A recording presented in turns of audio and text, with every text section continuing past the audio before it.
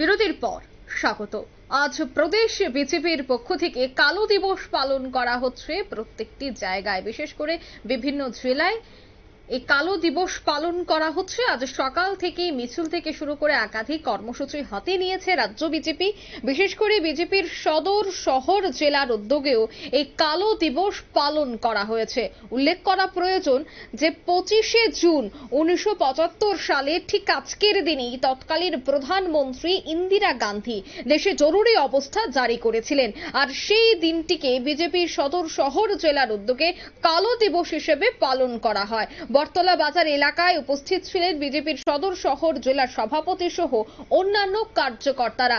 সেই মিছিলটি আছে বটতলা বাজার হয়ে রাজধানীর বিভিন্ন পথ পরিক্রমা করে হাতে পোস্টার নিয়ে আজকের এই কালো দিবস পালন করতে দেখা যায় সদর বিজেপি জেলা কমিটিকে। কি বলছেন তারা আজকের এই কর্মসূচি থেকে শোনাবো।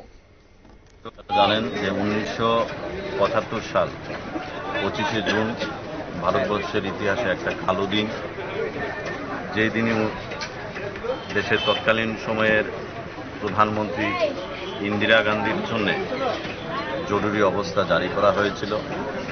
1975-এর 25শে জুন থেকে 1977 সালের 21শে মার্চ পর্যন্ত এই 21 মাস ভারতবর্ষের প্রত্যেকটা প্রান্তে যে অরাজকতার সৃষ্টি হয়েছিল, ইন্দিরা গান্ধীর সদর্থক ভূমিকায় তৎকালীন সময়ের রাষ্ট্রপতি ফখরুদ্দিন আলী আহমেদ ওনার দ্বারা এই জরুরি অবস্থা জারি করা হয়েছিল।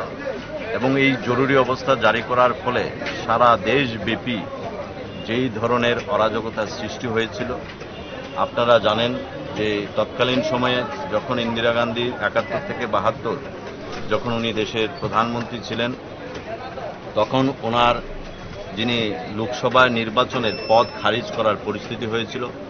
সেখানে হাইকোর্ট নির্দেশিকা জারি করেছিল যে ইন্দিরা গান্ধীকে 6 বছর কোনো ধরনের নির্বাচনে প্রতিদ্বন্দ্বিতা করতে পারবে না। আপনারা শুনলেন ওনার বক্তব্য। আগরতলা রাজপথে এই র্যালি সংগঠিত হয়েছে। নিয়ে নিচ্ছে ছোট্ট একটি বিজ্ঞাপন বিরতির সঙ্গে থাকুন।